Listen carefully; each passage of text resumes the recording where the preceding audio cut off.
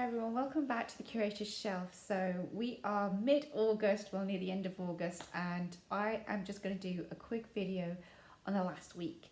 So as you know, I'm still in the process of decluttering. Just when I think I've sorted out an area, it's almost like I open another cupboard and I'm like, okay, maybe we have more to go. But it's just been so good to have that time to just go through shelves and let go of stuff.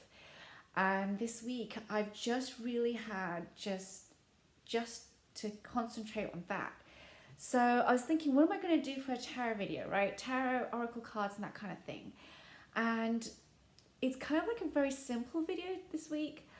What I want to focus on is as I do like the decluttering of my apartment, my tiny apartment, I'm also doing a kind of like what less is more to me in terms of tarot and oracle.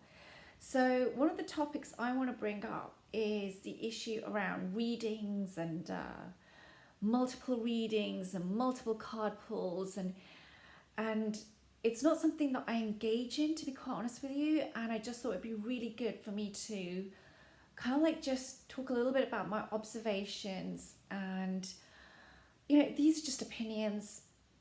There's no wrong or right. There's no kind of like, this is the way to read tarot decks or this is the way to read an oracle card. These are just kind of like my experience actually, more than anything. And then like everybody is figuring it out for themselves. And so yeah, I want to begin there actually first and foremost, because I did see one of the tarot tubers, bless her, is a she, but you know, she was talking about, you know, how she is looking at addiction of buying too much, or whether it be clothes or whether it be tarot decks or whatever, and you know, and she's kind of like aware and just finding her own way through the process. And I think with life, a lot of us are in that. So even how we read tarot cards, how we read oracle cards, every person is finding it out for themselves. And just to reiterate that the reading, it's almost like, for me personally, the way I see it is there's myself and then whatever you want to believe in or a person believes in or doesn't. The universe or God or spirit or plural gods, whatever you want to say or call it. There's that. There's the person doing the reading, the tarot reader, whatever you want to call them. And then there's the querent, right? And sometimes tarot readers just doing a reading for themselves. And the way I see it is that I am bridging and creating a kind of like a channel between myself and the spirits. And the channel tools on the occasion of whether it's tarot and oracle decks are the cards. They don't have to be. It can be, some people use crystals. Some people don't use anything. They don't need to. And that's fine.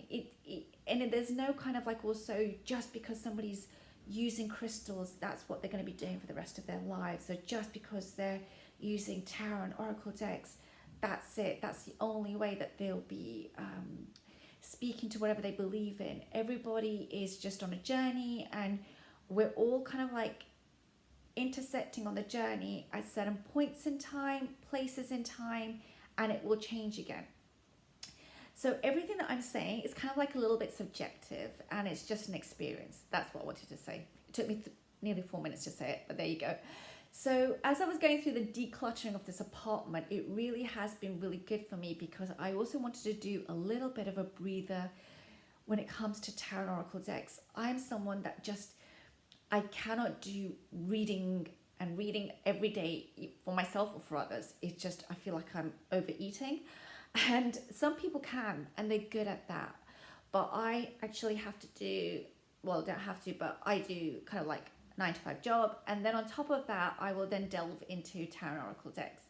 So if I'm doing that and project-based work and so forth, for me, if I do, then I don't try and do a reading for myself and it's a big elaborate reading and it's like 9 o'clock in the evening. I will be honest, like that reading is just going to be awful, because I'm going to be looking at it going, I kind of like get what the cards are saying. I don't need an interpretation of, I don't need to sit there thinking, oh, what does the Four of Swords mean? Or what does the King of Cups about? But the richness of the reading is lost, because I'm almost like just doing it because it's a duty. I've got to get it done. And then I'm going to go to bed. So that's why I wanted to bring up the fact that when I was going through this week of just kind of like letting go of things and not also accumulating too much, I kind of like was also kind of like taking a respite from the tarot and oracle world in that sense. But what was really nice was to pick up, let's say, an oracle deck, and that's what I wanted to bring up to this week, was just to pick up a card and really kind of like go into the depth of it, rather than doing something where I read a card for a night and then the next day it's another card. So the deck I'm going to show you right now is the Mother Mary Oracle. So we just had the Assumption of Mary, which is kind of like quite fitting, mid-August, and that's when, according to the Catholic Church, they make Mother Mary the saint. I'm not going to go into that because I think it's kind of like down a certain route, and I know it's not for everyone, but it was just kind of like August and it was that time. So just showing you some of the cards from this deck, which first of all are just so beautifully done. I know some people, they find that the meanings don't really resonate with the images. For me, I really love it. I really find that they do correspond, and there's this very soft, gentle energy to this deck, very kind. But the reason why I wanted to bring it up was because of the fact that this deck has a lot of depth as well in its guidebook. Now, Alana Fairchild, it's her deck, is well known for doing really in-depth guidebooks. So I'm going to go into that in a moment. But what I really liked about it was that this week was really good week, where I took a card and I just had that whole card sitting on my space for the week. So it was really powerful because the message just kept reiterating itself. And what was really good was for me to make notes in my journal about the same message over the course of a week, rather than, okay, I've looked at this card, now I want another card. And so, for example, I'll just take an example here. If we look at the card number 27, Our Lady of Sacred Waters, I mean, first of all, that's a gorgeous image. But what I was doing was I was going into the guidebook. So let me go to number 27 here in the guidebook. And the guidebook is quite in depth. So you have an introductory paragraph. Then you actually hold a much longer reading in terms of how to actually assimilate the card into your thinking process and what it can mean, a background on the card's interpretation. Then there's a healing process and affirmation, which goes even longer. And it is a lot of text there. And what I found interesting was that I would take a card and I would go through the reading, and most of the time the reading goes in through one ear and out the other, because that's just life. And I would find myself sometimes going back and just taking a few lines from a reading a few days later and just journaling again what comes up, keeping my journal close. And also throughout the week, if I kind of like recollect something and I think, oh yeah, that was in tune with the card, I would just jot it down, date it and jot it down. And so for me, what I wanted to say was that, this week has also been really good in reminding me that I actually don't always need so many decks or so much literature. Sometimes the most simplest of messages can powerfully be used for quite a few days. And what that allowed me to do, moreover, was to really not just process the image, but to have a very calm mind at times, because I hadn't cluttered it with too many card readings and interpretations and so forth. So yeah, it's been an interesting week in the sense of, as I declutter physically, there's a bit of a declutter mentally going on, and also not them feeding too much in.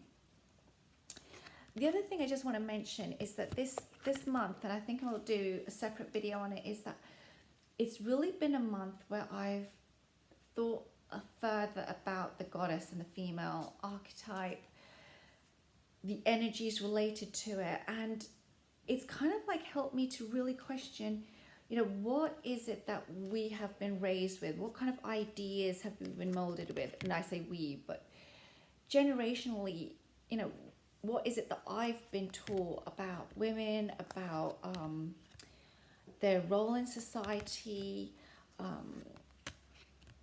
who who we can become, or I can become, how we interact with other women, and also raising women. And it's just been a really, really interesting journey so far. I'm using quite a few decks actually around this. It's not just the Mother Mary Oracle, but this is one of them. But it's just been good for me to take a step back and approach it in a way where I'm not forcing an interpretation like, you know, we should be powerful leaders. I'm not saying we shouldn't, but, you know, women should be powerful leaders, or women should speak up. That's good, important, needed. I'm not disputing that at all. But I've also wanted to look at how women are seen in nature, how women are seen in correspondence with animals, women in terms of their role throughout history. And, you know, being someone that's got quite a strong historical background, for me, it's just a fascinating topic.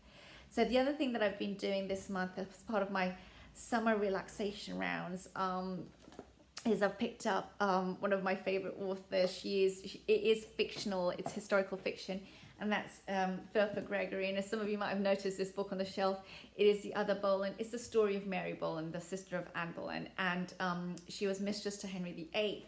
And just basically, it's so fascinating. It's seen through her eyes, the political games, the use of women, their role, their feminism, the power that they might wield, but also losing that power in the game. And it's just been fascinating. I'm also watching also on BBC Two a whole series on the Boleyns. So it's just been a complete kind of like a month of just me doing a lot of R&R in some of my favorite topics, kind of like picking into an oracle deck, or picking up a book that just, you know, really is just yummy, because this is stuff that like I grew up reading basically. I spent a lot of my teenage years and also my 20s actually in historical fiction, and I still do, and non-fiction. So, you know, it's a month where I've rather than kind of like saying, you know, that's it, I'm gonna do a whole month on this energy or that, and then forcing it, it's kind of like developed organically, where I'm really looking at the female archetype, but, you know, from a historical perspective, all the way to you know, something from what would be more a Christian tradition and a myth. And then what the other thing I've been doing is looking more at the goddess energies worldwide, which, you know, is a separate video. But we're at 13 minutes, so I think that's long enough for this week. I hope you like this little dip into what I'm looking at right now.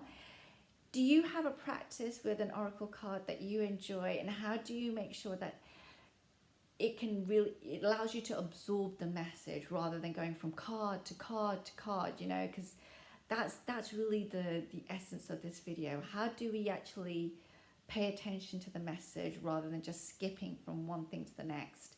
And so, yeah, that's all I have for this week, and see you next week. Bye bye.